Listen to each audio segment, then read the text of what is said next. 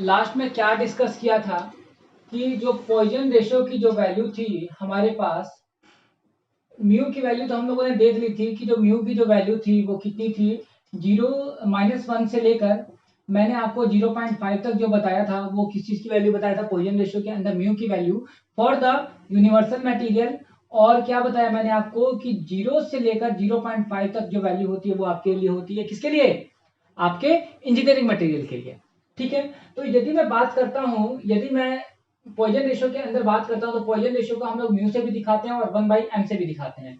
तो सो तो यहां से हमारे पास m की जो वैल्यू बचती है वो क्या बचती है, लाई बिटवीन 3 and 4। लिख लीजिएगा वैल्यू ऑफ m, जस्ट उसके नीचे ही लिख लीजिएगा value of m lie between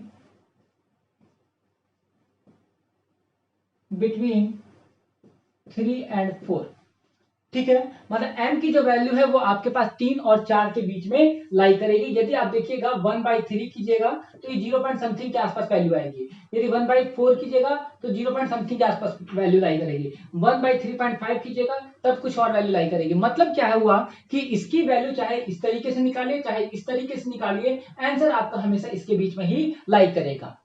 समझ में आ गया, इसमें कोई दिक्कत है क्या, नहीं है। बस आपको सीधा सीधा पॉइजन में याद क्या करना है, ratio of lateral strain divide by linear strain, या फिर ट्रांसवर्स स्ट्रेन डिवाइड बाय कौन सा, लॉन्गिट्यूडनल स्ट्रेन। ठीक है, तो क्लास हम लोग इसके बाद बात करते हैं नेक्स्ट टॉपिक की। नेक्स्ट टॉपिक के अंदर हम लोगों ने कुछ फॉर्मूले बेस्ड देखने हैं, फॉर्मूले क्या क्या न्यूमेरिकल्स में यूज होने वाले हैं। सबसे पहले अल्टीमेट स्ट्रेस। अल्टीमेट स्ट्रेस के अंदर ultimate stress it is also known as maximum stress. याद है ग्राफ, याद है नहीं है, जो ऊपर जो पीक पॉइंट पे गया था, ई पॉइंट पे गया था जो पीक पॉइंट पर, this is known as ultimate stress. ठीक है क्लास, अब देखिए अल्टीमेट स्ट्रेस यदि कहीं पे भी न्यूमेरिकल के अंदर बोला गया है निकालने के लिए, तो अल्टीमेट स्ट्रेस निकालने का तरीका क्या होता है। मतलब जब भी हम कहीं पे भी एक्सपेरिमेंट करते हैं या फिर हम कहीं पे भी चेक करते हैं मटेरियल के अंदर कि ये मटेरियल कितना मैक्सिमम स्ट्रेस तक सह सकता है। देखो मैं आपको एक अगला फॉर्मूला लिखवाऊंगा, वर्किंग स्ट्रेस। ठीक है, और तो हम दोनों को समझते हैं पहले कि अल्टीमेट स्ट्रेस क्या होता है, वर्किंग स्ट्रेस क्या होता है। देखो अल्टीमेट स्ट्रेस क्या होता है, फॉर एग्जांपल कि आप कोई भी एक अल्युमिनियम का मटेरियल यूज करते हैं फॉर द, मतलब हवाई जहाज जो बनता है वो ड्यूरेलियम का बनता है। ठीक है, अल्युमिनियम के अलॉय। अब देखिए कि जब ड्यूरेलियम की मैं बात करता हूं तो ड्यूरेलियम की जो स्ट्रेंथ है, फॉर एग्जांपल मैं मान लेता हूं कि उसकी 500 है, स्ट्रेंथ की बात कर रहा हूं, यूनिट कुछ भी मान लेते हैं। मैंने मैग्नीट्यूड में बोला कि उसकी 500 स्ट्रेंथ। ठीक है, न्यूमेरिकल वैल्यू बता रहा हूं मटेरियल की। ठीक है, मैक्सिमम अल्टीमेट स्ट्रेस कितनी है उसकी, 500 स्ट्रेंथ बोल रहा हूं मैक्सिमम।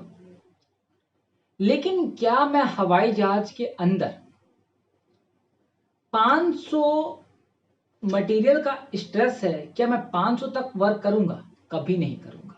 मैं काम कहां तक करूंगा, कंपनी डिसाइड करेगी। 500 तक तो कोई भी कंपनी काम नहीं करती है मटेरियल, मतलब मैक्सिमम टेंडेंसी तक कोई काम नहीं करता है, मैक्सिमम से हमेशा कोई बिलो काम करता है।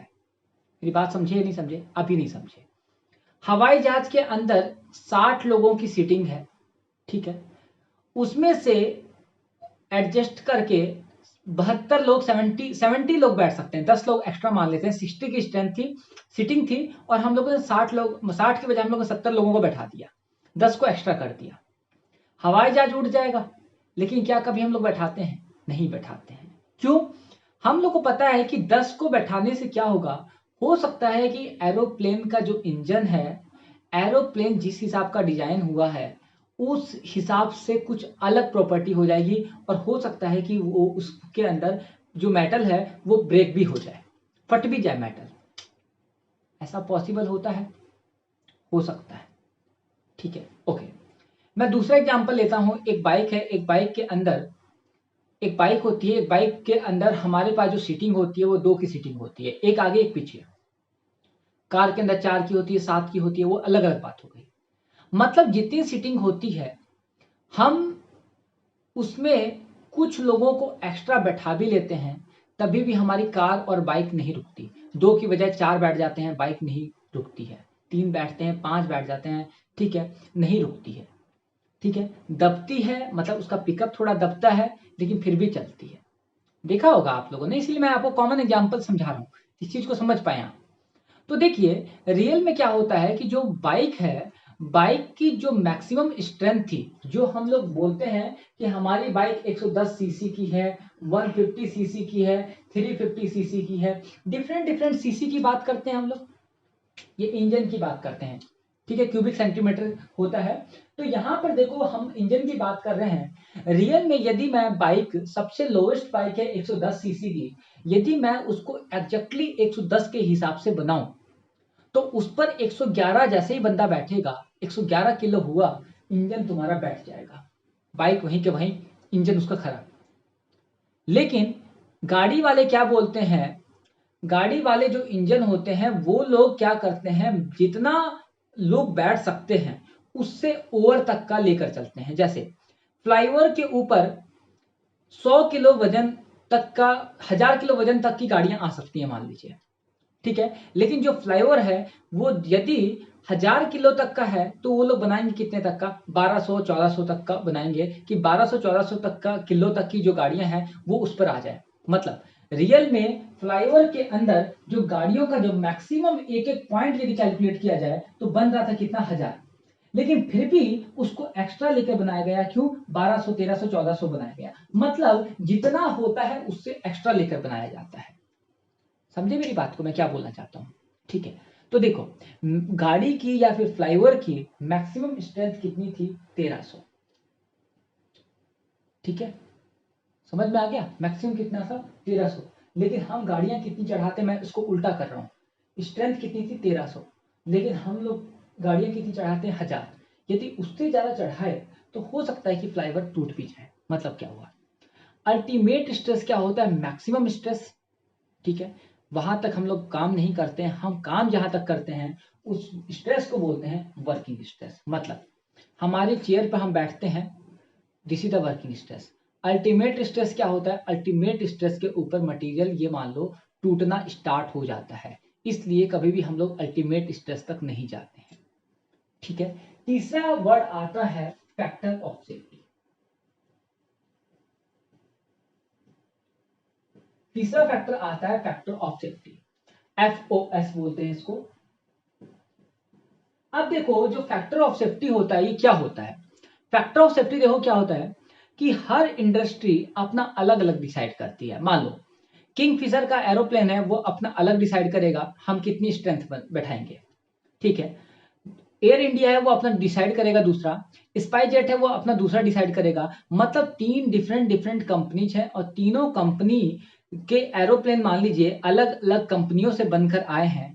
तीनों कंपनी अपनी फैक्टर ऑफ सेफ्टी अलग अलग ले सकते हैं। मतलब कौन कितना इंपॉर्टेंस देता है। जैसे हमारे घर में कोई गेस्ट है, हमारे घर में गेस्ट, हमारे मामा आ सकते हैं, हमारी बुआ आ सकती हैं। मैं इन दोनों के रेस्पेक्ट में बात करूं तो हमारे मामा को हम ज्यादा वैल्यू दे रहे हैं, बुआ को वैल्यू दे रहा है।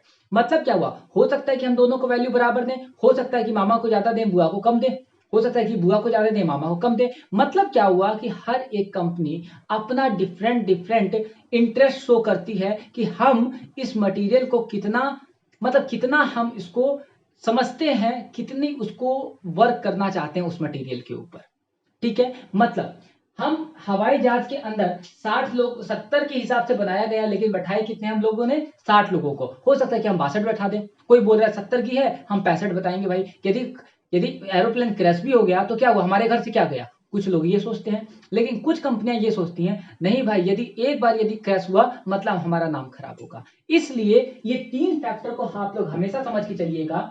एक होता है अल्टीमेट स्ट्रेस, दूसरा होता है वर्किंग स्ट्रेस, तीसरा होता है फैक्टर ऑफ सेफ्टी। तो फैक्टर ऑफ सेफ्टी किसी भी इंडस्ट्री के हाथ में होता है, वो कितना लेकर चलता है, न्यूमेरिकल वैल्यू होता है factor of safety. Working stress क्या होता है, जिसके ऊपर हम लोग काम करते हैं। मतलब 70 की सीटिंग थी, 70 इज द अल्टीमेट स्ट्रेस, लेकिन हम लोगों ने 60 को बताया this is the working stress. समझे नहीं समझे, मतलब 60 लोगों के बैठने से मटेरियल के ऊपर जितना स्ट्रेस पड़ा this is the working stress, 70 लोगों के बैठने से जितना स्ट्रेस पड़ा this is the ultimate stress. तो देखिए, अल्टीमेट स्ट्रेस और मैक्सिमम स्ट्रेस का जो फॉर्मूला होता है मैथमेटिकल तरीके से, तो वो क्या होता है, लिखो, it is the it is the ratio of, किस चीज का रेशियो होता है, देखो it is the ratio of किसी भी मटेरियल के ऊपर मैक्सिमम लोड डिवाइड बाय उसका ओरिजिनल क्रॉस सेक्शन एरिया। सबसे पहले इस मटेरियल के ऊपर कितना मैक्सिमम लोड लग रहा है डिवाइड बाय इसका कितना क्रॉस सेक्शन एरिया है, इन दोनों का जो रेशियो होता है this is known as ultimate stress. ठीक है, तो it is the ratio of maximum load acting on body to its original cross section area, original cross sectional area. समझे नहीं समझे, तो आप लोग यहां पे लिख लीजिए ultimate stress is equal to maximum load divide by original cross sectional area. ये वाइवा में पूछ लिया जाता है, याद रखना, क्रॉस सेक्शनल एरिया। ठीक है, उसके बाद स्ट्रेस की यूनिट जो रहेगी वही यूनिट इसकी रहेगी, तो इसकी यूनिट क्या होगी, न्यूटन पर मीटर स्क्वायर होगी, न्यूटन पर एमएम स्क्वायर होगी, सेम वही वाली यूनिट रहेगी। ठीक है, उसके बाद नेक्स्ट लिखिए वर्किंग स्ट्रेस। वर्किंग स्ट्रेस मतलब हम किस मटेरियल पे कितना काम करेंगे वो कहां से डिसाइड होता है, वर्किंग स्ट्रेस से। तो वर्किंग स्ट्रेस लिखिए क्या हुआ, कोई कंपनी बोलती है हम तो अपने पैसेंजर्स को बहुत ज्यादा वैल्यू देंगे, मतलब वो फैक्टर ऑफ सेफ्टी की वैल्यू को बढ़ा रहा है। तो देखिए वर्किंग स्ट्रेस क्या हुआ, it is the ratio of, किसका रेशियो होता है, it is the ratio of ultimate stress, कितना मटेरियल का अल्टीमेट स्ट्रेस है, it is the ratio of ultimate stress to the factor of safety. समझे नहीं समझे, कितना मैक्सिमम स्ट्रेस है डिवाइड बाय कितना फैक्टर ऑफ सेफ्टी, मतलब आप कितना इंपॉर्टेंस देते हैं किसी भी काम को, तो उससे यदि उसको डिवाइड कर देंगे तो वो आपका वर्किंग स्ट्रेस आता है। तो लिखिए working stress is equals to ultimate stress divide by factor of safety. Class clear है, क्लियर है ये वाली बात। ठीक है, तो इसकी यूनिट भी क्या रहेगी, न्यूटन पर मीटर स्क्वायर, न्यूटन पर एमएम स्क्वायर, न्यूटन पर मीटर स्क्वायर हो गई, न्यूटन पर एमएम स्क्वायर हो गई। ठीक है, सेम स्ट्रेस वाली यूनिट लिखेंगे हम लोग। उसके बाद नेक्स्ट जो आता है वो फैक्टर ऑफ सेफ्टी आता है। यदि कभी भी डेफिनेशन में पूछता है what is the factor of safety, तो फैक्टर ऑफ सेफ्टी क्या लिखेगा, it is the ratio of ultimate stress divided by working stress. तो लिखिए कभी भी हमें किसी मटेरियल का निकालना है कि इस मटेरियल ने, इस कंपनी ने फैक्टर ऑफ सेफ्टी कितना लिया हुआ है, तो आपको यदि दो गिवन वैल्यूज हैं ये वाली और ये वाली, तो इन दोनों का जो रेशियो होगा वही क्या होगा, आपका फैक्टर ऑफ सेफ्टी। आप बता सकते हैं कि फैक्टर ऑफ सेफ्टी की वैल्यू आप लोगों ने कितनी ली है, आपकी कंपनी ने कितनी ली है। तो लिखिए factor of safety,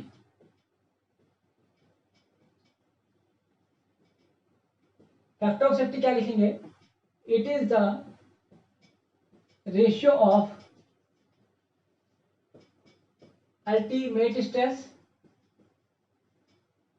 to the working stress. मतलब factor of safety is equal to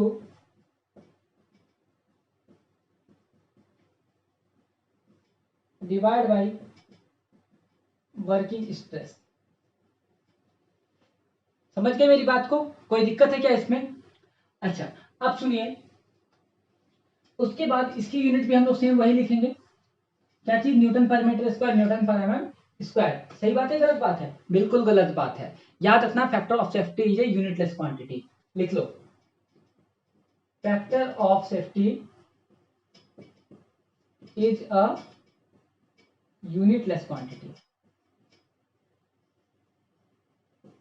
क्यों, यहां पर इसकी यूनिट क्या हो गई, न्यूटन पर मीटर स्क्वायर, मान लीजिए इसकी यूनिट भी क्या, न्यूटन पर मीटर स्क्वायर, कैंसिल आउट, कितना हुआ, यूनिटलेस क्वांटिटी। तो याद रखिएगा factor of safety is unitless quantity.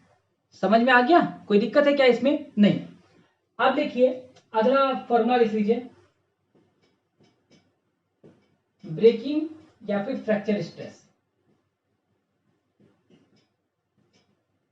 क्या लिखेंगे? It is the ratio, it is the ratio of, किस चीज का रेशियो हो सकता है? जिस पॉइंट के ऊपर मटेरियल फेल हुआ है divide by original cross sectional area, उन दोनों का जो रेशियो होता है, this is the breaking stress. तो लिखिए it is the ratio of load at which material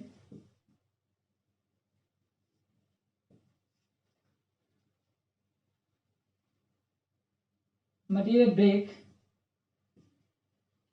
it is the ratio of load at which material is breaking to the original cross sectional area।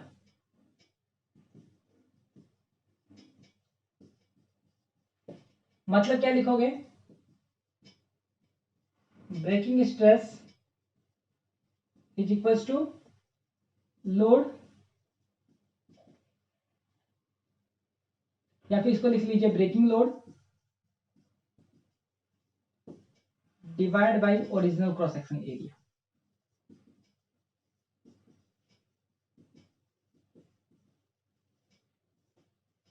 इसकी unit क्या रहेगी? Newton पर metre square, newton पर mm square. ठीक है, kilo newton पर metre square कुछ भी हो सकती है इसकी, मतलब लोड डिवाइड बाय एरिया के रेस्पेक्ट में होगी इसकी यूनिट। ठीक है, कोई दिक्कत है क्या इसमें? तो आपको मैंने 4 फॉर्मूले लिखवाए। अगला देखना चाहो तो एक देख सकते हो, यील्ड स्ट्रेस। तो क्या लिखोगे? जिस पॉइंट पर यील्डिंग होती है divide by original cross sectional area. तो क्या लिखोगे? यील्ड स्ट्रेस में यहीं पे चेंज कर लेते हैं हम लोग इसको, यील्ड स्ट्रेस। तो क्या लिखोगे? It is the ratio of load, या फिर यहां पे लिख लो it is the ratio of load, या फिर लिख लीजिए directly it is the ratio of yielding load to the original cross sectional area। it is the ratio of yielding load, जिस पॉइंट पर लोड, मतलब जहां पे यील्ड वाली प्रोसेस स्टार्ट होती है, मतलब जहां से प्लास्टिसिटी में बनना स्टार्ट होती है। तो it is the ratio of yielding load to the original cross sectional area. तो आप यहां पर क्या लिखेंगे? Yielding load divide by original cross section area. तो ये आपके पास क्या आया? Yield stress. कोई दिक्कत है क्या इसमें? नहीं, पक्का। अब हम लोग आगे चलते हैं। तो आपके पास एक ये देख लीजिए, यहां तक देखा जाए तो मेन बेसिक टॉपिक आपका कंप्लीट हो गया। उसके बाद आपके पास एक बहुत इंपॉर्टेंट क्वेश्चन है जो कि हर बार आपके पेपर में आता ही आता है। यदि कहीं पे सोम है तो ये चीज आपके पास आएगी ही आएगी। वो क्या है? लिखिए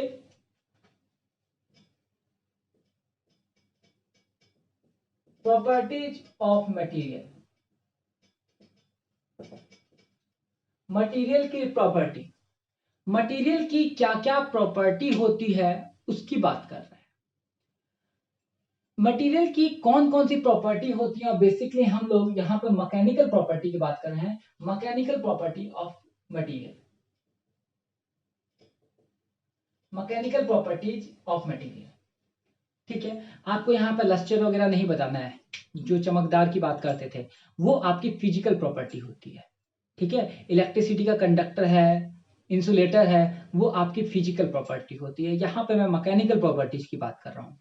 तो देखिए, मैकेनिकल प्रॉपर्टी के अंदर सबसे पहले आप लोग लिख लीजिए इलास्टिसिटी। इलास्टिसिटी, दूसरी लिख लीजिए प्लास्टिसिटी, तीसरा लिख लीजिए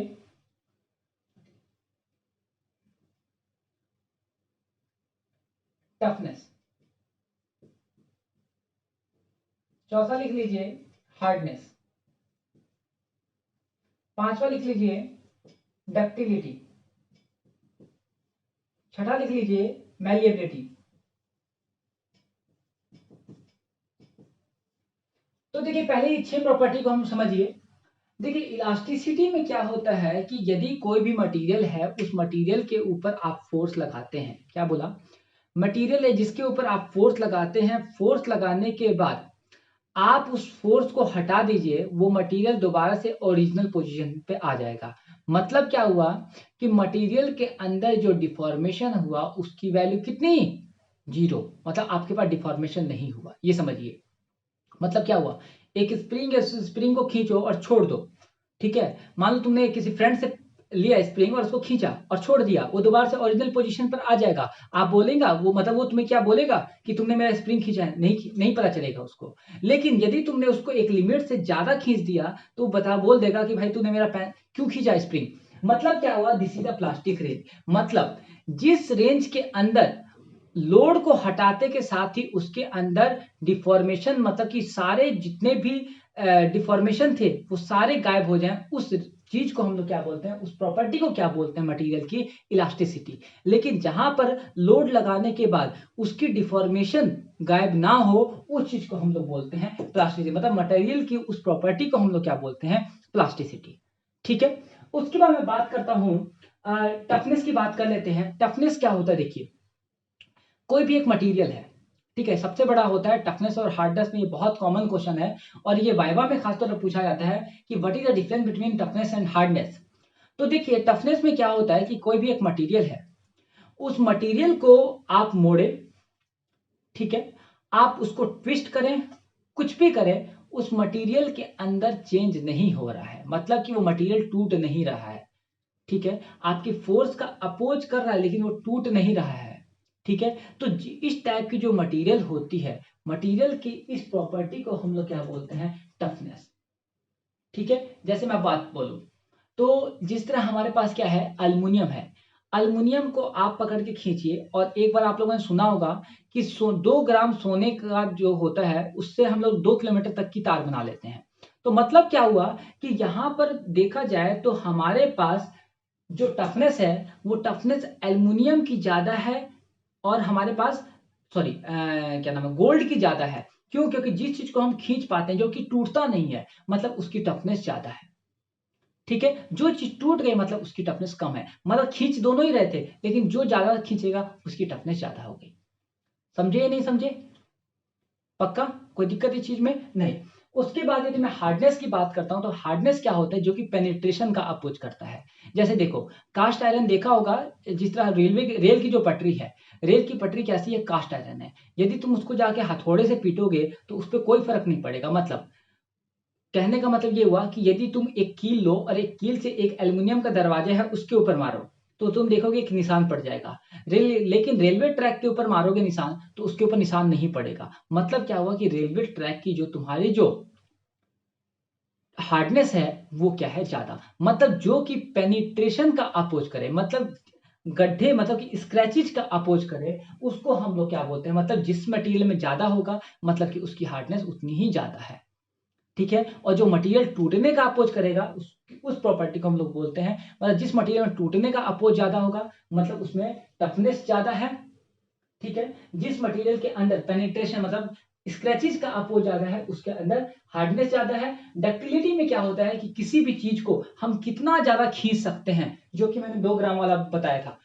टफनेस के अंदर तो हम रोटेट कर दे, मोड़ दे, चमोड़ दे, सब कुछ आ गया। लेकिन डक्टिलिटी में क्या हुआ कि हम किसी भी चीज को तार की फॉर्म में कन्वर्ट कर दें तो मतलब क्या हुआ, दिस इज द डक्टिलिटी, ठीक है। किसी भी मटेरियल को तार की फॉर्म में कन्वर्ट करना क्या कहलाता है, जो मटेरियल तार की फॉर्म में कन्वर्ट हो जाएगा उस मटेरियल की प्रॉपर्टी को क्या बोलेंगे, डक्टिलिटी प्रॉपर्टी इस मटेरियल के अंदर है और नहीं है। यदि होगी तो मतलब यदि खिंच गया तो मतलब उसमें है।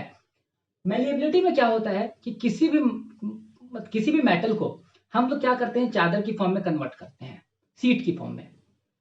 यदि कोई मटेरियल सीट की फॉर्म में कन्वर्ट हो गया मतलब क्या है कि उसके अंदर मैलिएबिलिटी की भी प्रॉपर्टी है। मतलब सुनो, यहां पर मैंने आपको 6 प्रॉपर्टी पढ़ाई और 6 प्रॉपर्टी में चाहे 6 प्रॉपर्टी हो चाहे 10 प्रॉपर्टी हो, प्रॉपर्टी का मतलब ये होता है कि किसी भी मार्कर के अंदर जरूरी थोड़ी कि किसी में एक ही एबिलिटी है, इसमें और भी एबिलिटी हो सकती है। जैसे अल्युमिनियम है, अल्युमिनियम की ये भी हो सकती है कि इसमें टफनेस भी होती होगी, हार्डनेस भी होती होगी। पॉसिबल है, मैं बोल रहा हूं ऐसे, लेकिन रियल में उसमें हार्डनेस नहीं होती है। लेकिन कहने का मतलब क्या हुआ कि उसके अंदर डक्टिलिटी हो सकती है। तो एक से ज्यादा प्रॉपर्टी भी हो सकती है। तो हम लोग क्या करते हैं, जब भी किसी मटेरियल को इंडस्ट्री में सेलेक्ट करते हैं तो उस मटेरियल की कौन कौन सी प्रॉपर्टी को वो एक्सेप्ट कर रहा है वो प्रॉपर्टी लिखते हैं, कौन कौन सी प्रॉपर्टी को वो एक्सेप्ट नहीं कर रहा है उस प्रॉपर्टी को लिखते हैं। तो हमारी रिक्वायरमेंट के हम हिसाब से हम उस मटेरियल को यूज कर लेते हैं।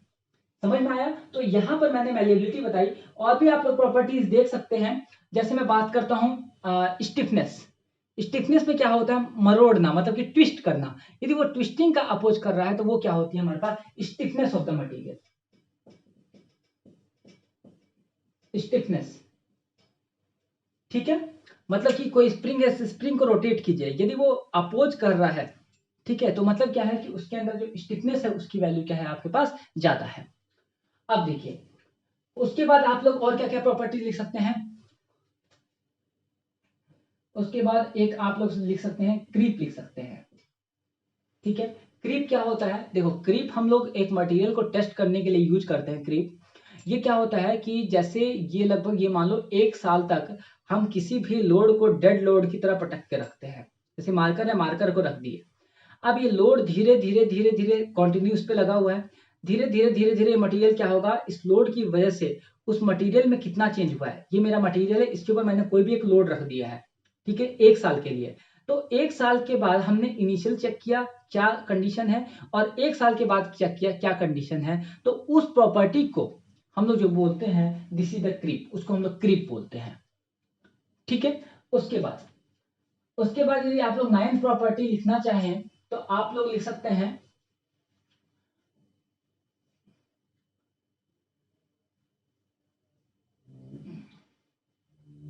और भी प्रॉपर्टी लिख सकते हैं आप लोग चाहें तो। एक आप लोग लिख सकते हैं स्ट्रेंथ लिख सकते हैं। स्ट्रेंथ ऑफ मटेरियल हो गई, स्ट्रेंथ हो गई। उसके बाद और भी प्रॉपर्टी लिखना चाहे, मैं इसलिए लिखवा रहा हूं क्योंकि आप कम से कम इसमें 8 प्रॉपर्टी जरूर लिख के आइएगा। 5 नंबर का क्वेश्चन है तो कम से कम 8 प्रॉपर्टी लिख कर आनी है आपको। इंपैक्ट रेजिस्टेंस हो गया। तो देखिए इसमें क्या हुआ कि सबसे पहले मैं स्ट्रेंथ की बात करता हूं। देखो स्ट्रेंथ ऑफ मटेरियल और स्ट्रेंथ ये दोनों बहुत कॉमन क्वेश्चन है। देखो स्ट्रेंथ ऑफ मटेरियल का मतलब क्या होता है?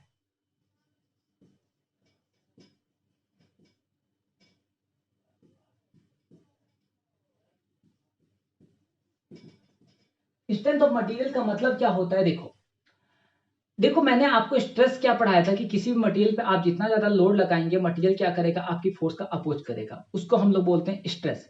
लेकिन यदि कोई भी मटेरियल मैक्सिमम कितना स्ट्रेस लगाएगा, जैसे देखो मान लो कि मेरे पास एक कार है, ठीक है, उस कार का जो दरवाजा है उस दरवाजे के ऊपर मैं फोर्स लगाता हूं, उसके दरवाजे के ऊपर लोड लगा मतलब कि दरवाजा मेरी फोर्स का क्या करेगा? अपोज करेगा। सही बात है गलत बात है? मैंने उस पर और फोर्स लगाया तो मटेरियल ने क्या किया? और मेरा फोर्स का अपोज किया। लेकिन मान लीजिए कि मैंने एक हथौड़ा उठाया और दरवाजे पे मारा, तो आप देखोगे कि उसके ऊपर डेंट पड़ जाता है, निशान पड़ जाता है। देखते हो ना? मतलब क्या हुआ? उस टाइम जो दरवाजा है वो मेरी फोर्स का अपोज नहीं कर पाया। तो मटेरियल मेरी फोर्स का कहां तक मैक्सिमम अपोज कर पाता है, उस स्ट्रेस को हम लोग क्या बोलते हैं? मतलब उस रेजिस्टेंस को हम लोग क्या बोलते हैं? स्ट्रेंथ ऑफ मटेरियल बोलते हैं। समझे? तो क्या लिखी गई इसकी डेफिनेशन? ये क्वेश्चन आ जाता है 2 नंबर में। Maximum resistance offered by the body against the applied force. Maximum resistance offered by the body against the applied force is called strength of material. Class clear है? पक्का? ठीक है। तो यहां पर देखिए एक तो हमारे पास ये वाली चीज क्लियर हो गई कि स्ट्रेंथ ऑफ मटेरियल का हमारे पास मतलब क्या हुआ। सेम स्ट्रेंथ का मतलब भी यही होता है कि कोई मटेरियल कितना मैक्सिमम, उसमें कितनी स्ट्रेंथ है, वो हमारी फोर्स का कितना अपोज कर पाता है। This is the strength. And strength of material का मतलब मैक्सिमम रेजिस्टेंस। ये वर्ड याद रखना मेरे भाई।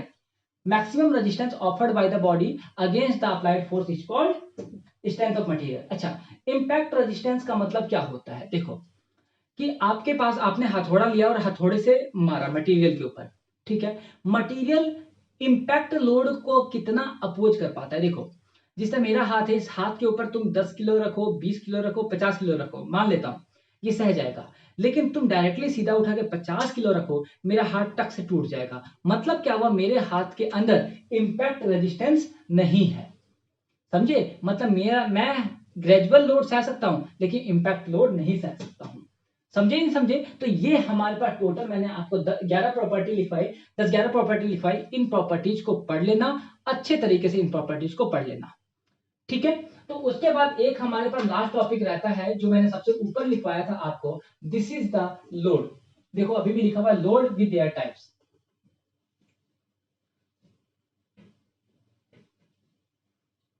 तो लिख लीजिए, आपके पास जो लोड होते हैं, लोड क्या होता है? लिखो, any external force acting on body is called load. समझे? ये मार्कर मेरे हाथ के ऊपर आके रखा, ठीक है, मान लो कि इसका 10 ग्राम वजन था, ये मेरे हाथ पर आके रखा गया, तो मतलब क्या हुआ, 10 ग्राम मेरे हाथ के ऊपर वजन पड़ा। जो 10 ग्राम का जो वजन है, इसी चीज को हम लोग क्या बोलते हैं, लोड। तो any external force acting on the body is called load. ठीक है? अब देखो types of load,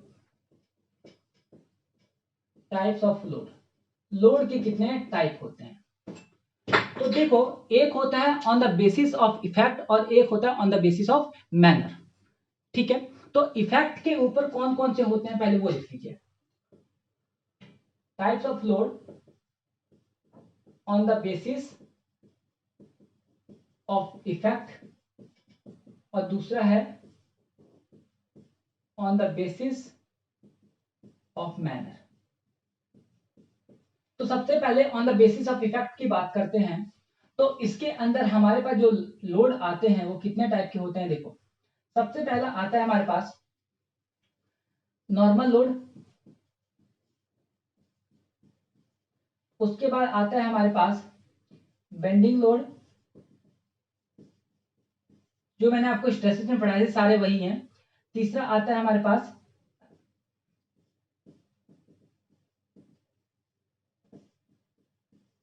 twisting load. ठीक है? तो यहां से देखिए हमारे पास जो है नॉर्मल लोड भी हमारे पास दो टाइप का हो गया। नंबर एक टेंसाइल लोड और दूसरा आ गया हमारे पास कंप्रेसिव लोड। ठीक है? तो टेंसाइल लोड का मतलब क्या हुआ कि ऐसा लोड जिसका यूज हम लोग किसी भी चीज की लंबाई को बढ़ाने के लिए यूज कर रहे हैं। देखो, किसी चीज को मैं दबा रहा हूं, ये भी लोड है, किसी चीज को मैं खींच रहा हूं, ये भी लोड है। तो कोई भी लोड जिसके थ्रू किसी भी चीज की लंबाई बढ़ती है, जैसे मान लो एक स्प्रिंग है, वो छत में मैंने बांध दिया और यहां पर कोई भी एक बच्चा है जो कि उसको पकड़कर लटक गया। ठीक है? तो मतलब क्या हुआ कि इसकी स्प्रिंग के ऊपर, इस स्प्रिंग के ऊपर क्या हुआ, लोड पड़ रहा है, नहीं पड़ रहा है? पड़ रहा है। तो मतलब क्या हुआ कि ऐसा लोड जिसकी वजह से उस स्प्रिंग की या फिर उस मटेरियल की लंबाई बढ़े, उस टाइप के लोड को हम लोग क्या बोलते हैं, क्या बोलते हैं, टेंसाइल लोड। और जिसकी वजह से हमारे पास लोड की लंबाई घटे, this is known as compressive load. Like this is a compressive load, जिसकी वजह से उस मटेरियल की लंबाई घट रही है। ठीक है? उसके बाद बेंडिंग लोड, मतलब ऐसा लोड जिसके थ्रू हम लोग क्या करते हैं, किसी भी चीज को कर्वेचर की फॉर्म में कन्वर्ट करते हैं। ये चीज मैं लिखवा के इसलिए नहीं रहा हूं क्योंकि मैंने स्ट्रेस में लिखवा दिया है। बेंडिंग लोड के अंदर हम लोग क्या करते हैं, किसी भी मटेरियल के ऊपर हम लोग कर्व की फॉर्म में कन्वर्ट करें, मतलब कर्वेचर की फॉर्म में कन्वर्ट करें, this type of load is known as bending load. Twisting में हम लोग क्या करें, किसी भी मटेरियल को हम लोग ट्विस्ट करने के लिए जितना लोड लगाते हैं, this is known as twisting load. अब देखो, जो भी मैंने आपको स्ट्रेस पढ़ाया था, स्ट्रेस इस चीज का क्या था, जस्ट उल्टा था। वो बस इंटरनली अपोज कर रहा था। इन चीजों का जो इंटरनली अपोज करता है उसको हम लोग क्या बोल देंगे, ट्विस्टिंग स्ट्रेस। इसको हम लोग क्या बोलेंगे, बेंडिंग स्ट्रेस। इसको हम लोग क्या बोलेंगे, नॉर्मल स्ट्रेस। समझे या नहीं समझे? कोई दिक्कत है इस चीज में? नहीं ना? उसके बाद अब हम लोग बात करते हैं on the basis of manner. On the basis of manner लिखिए, लोड कितने टाइप के होते हैं?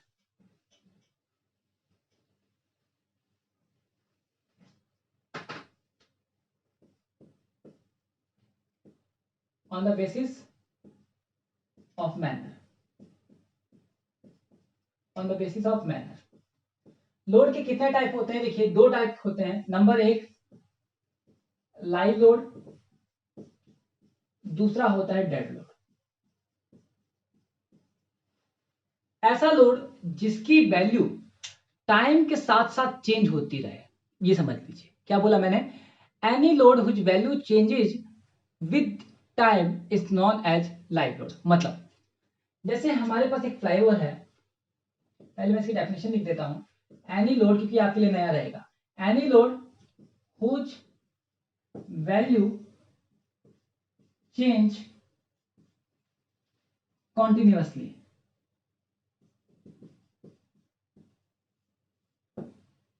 ठीक है, जैसे एक फ्लाईओवर है, एक फ्लाईओवर के ऊपर मान लीजिए आपके पास एक कार है, एक कार है, वो कार आपके पास पहले यहां थी। ठीक है, अब वो कार यहां से लेकर यहां पे पहुंच गई, फिर यहां पहुंच गई, फिर यहां पहुंच गई।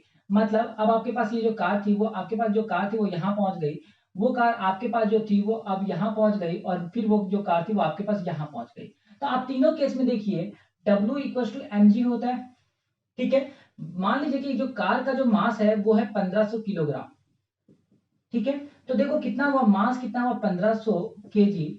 और जो जी की वैल्यू होती है, पता होगा मैकेनिक्स में मैंने पढ़ाया आपको कि जो जी की वैल्यू होती है, जैसे जैसे आप ऊपर की तरफ जाओगे जी की वैल्यू कम होती जाती है। एक टाइम के बाद क्या होती है, जी की वैल्यू 0 हो जाती है। पता है नहीं पता? ये बात पता है।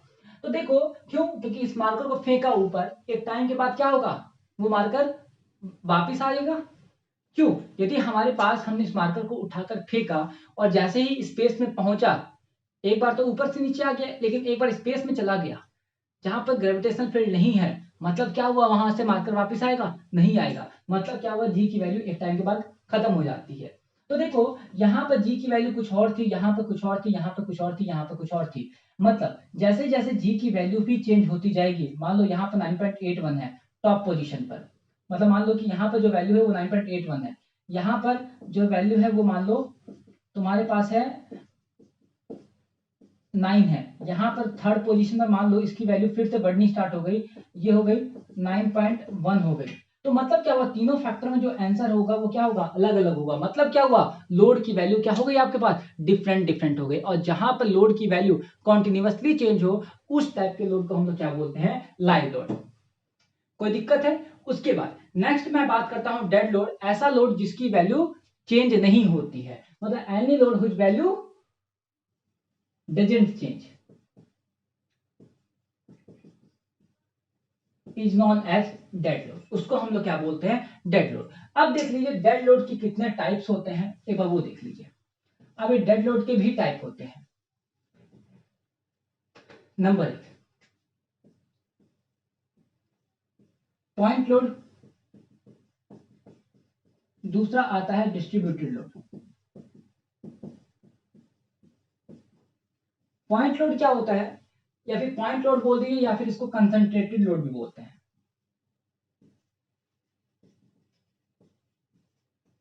ऐसा लोड जो कि किसी भी एक पॉइंट के ऊपर लाई करे, ऐसा लोड जो कि किसी भी एक पॉइंट के ऊपर लाई करे, this type of load is known as point load. समझे या नहीं समझे? समझ में आ गया? मतलब क्या है कि जैसे मैं बात करूं कि आपने ये मार्कर छोड़ा, ये मार्कर आके मेरे हाथ पर ऐसे गिरा, तो एक पॉइंट पर आके गिरा, मार्कर था एक पॉइंट पर आके गिरा, this type of load is known as point load. लेकिन यदि ये मार्कर ऐसे आके गिरे, ऐसे आके गिरे, इस मार्कर को छोड़ा, ऐसे छोड़ा, मतलब इस तरीके से, मतलब ये डिस्ट्रीब्यूट हो गया। मान लो कि इसका 10 ग्राम वजन था, ऐसे 10 ग्राम एक पॉइंट पर आके गिर रहा था, ऐसे 10 ग्राम इस पूरा फैल गया, तो this type of load is known as distributed load. ठीक है, अब देखो डिस्ट्रीब्यूट लोड कैसे हो सकता है, हो सकता है कि इसका पूरा क्रॉस सेक्शन एरिया सेम रहे, तब तो क्या हुआ, बिल्कुल यूनिफॉर्म हो गया। और हो सकता है कि कहीं पे मोटा कहीं पे पतला, इस तरीके का हो। तो मतलब क्या हुआ, डिस्ट्रीब्यूटेड लोड भी आपके पास दो टाइप के, नंबर 1 यूनिफॉर्मली और दूसरा नॉन यूनिफॉर्मली। समझे या नहीं समझे? मतलब क्या है कि मान लो कि मार्कर है, ये मार्कर क्या है, पूरा का पूरा बिल्कुल सेम है, तो ये क्या हो गया, यूनिफॉर्म। मान लो 2 ग्राम 2 ग्राम 2 ग्राम 2 ग्राम, मतलब पूरे थ्रू 2 ग्राम लग रहा है। 2 ग्राम यहाँ पर, 2 ग्राम यहाँ पर, 2 ग्राम यहाँ पर, 2 ग्राम यहाँ पर, 2 ग्राम यहाँ पर। हो सकता है कि 2 ग्राम यहाँ पर, 3 ग्राम यहाँ पर, 5 ग्राम यहाँ पर, 1 ग्राम यहाँ पर। तो मतलब क्या हुआ, इसमें ऊपर नीचे हुआ, तो this type of load is known as non uniformly. ठीक है, अब देखो यूनिफॉर्मली के अंदर भी दो टाइप के, यूनिफॉर्मली डिस्ट्रीब्यूटेड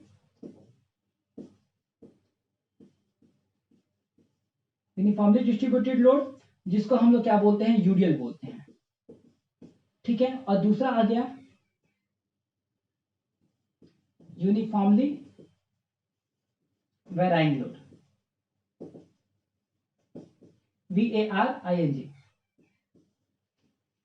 ठीक है। तो इसमें देखो क्या हुआ, यूनिफॉर्मली डिस्ट्रीब्यूटेड में क्या हुआ, बिल्कुल बराबर बराबर लगा। ये तो मैं पहले बता चुका हूं, हर जगह क्या रहेगा, बिल्कुल सेम सेम रहेगा। Then this type of load is known as uniformly distributed load. और यूनिफॉर्मली वेराइंग में क्या हुआ कि लोड की वैल्यू, जिसे मैंने आपको बताया 2, 3, 5, 1, तो ये क्या हुआ, ये नॉन यूनिफॉर्मली में। लेकिन यूनिफॉर्मली वेराइंग में क्या हुआ, बिल्कुल बराबर बढ़ेगा। मतलब जैसे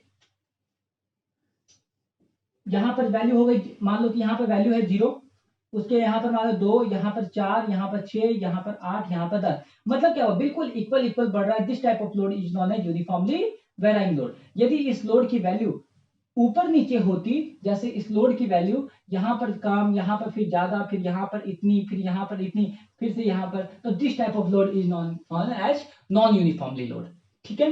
उसके बाद जो थर्ड आता है, this is known as couple load. इसको हम लोग क्या बोलते हैं, कपल लोड। तो कपल लोड क्या होता है, वो इन दोनों का जो मिक्सअप होता है उसी को हम लोग कपल लोड बोलते हैं। ये बहुत रेयर चांस में यूज होता है, मतलब मेनली हम लोग यही यूज करते हैं। तो कपल लोड में मेरे भाई देखो क्या होता है कि जहां पर इन दोनों का मिक्सअप होता है, जैसे मैं मान लेता हूं कि आपके पास एक इस टाइप का पोर्शन है, इस टाइप का पोर्शन है, इस टाइप का कोई भी एक पोर्शन है, यहां पर जो लोड लग रहा है वो कैसा लोड लग रहा है, कपल लोड। क्यों, देखो मान लो कि पूरा ईंट का प्लास्टर का बना हुआ है, ठीक है, या फिर लोहे का कोई भी पोर्शन बना हुआ है, तो देखो यहाँ पर कपल लोड लग रहा है। पता है कैसे, देखो आपके पास एक ये वाला पोर्शन, एक ये वाला पोर्शन, मैं इसको डिवाइड कर देता हूं। देखो यहाँ पर जो लोड लग रहा है, क्या लग रहा है, बिल्कुल सेम सेम लोड लग रहा है। तो ये लोड कैसा हो गया आपके पास, यूनिफॉर्मली डिस्ट्रीब्यूटेड लोड, बिल्कुल बराबर लग रहा है। समझे या नहीं समझे। अब देखो यहाँ पर लोड क्या लग रहा है, धीरे धीरे कम होता जा रहा है, इधर भी क्या हो रहा है, धीरे धीरे कम होता जा रहा है। तो ये क्या हुआ, यूनिफॉर्मली वेराइंग लोड हो गया। मतलब क्या हुआ कि जहां पर इन दोनों का जो मिक्सअप होगा, यूडीएल और यूवीएल, इसको हम लोग क्या बोलते हैं, यूवीएल। तो जहां पर यूडीएल और यूवीएल का मिक्सअप होगा, उस टाइप के लोड को हम लोग क्या बोलते हैं, कपल लोड। तो देखो क्लास यहाँ पर स्ट्रेस और स्ट्रेन के टोटल टॉपिक्स मैंने कवर अप कर दिए हैं, तो इस चीज को अच्छे से पढ़ लेना। अगली क्लास में हम लोग इसके न्यूमेरिकल को डिस्कस करते हैं, ठीक है, ओके।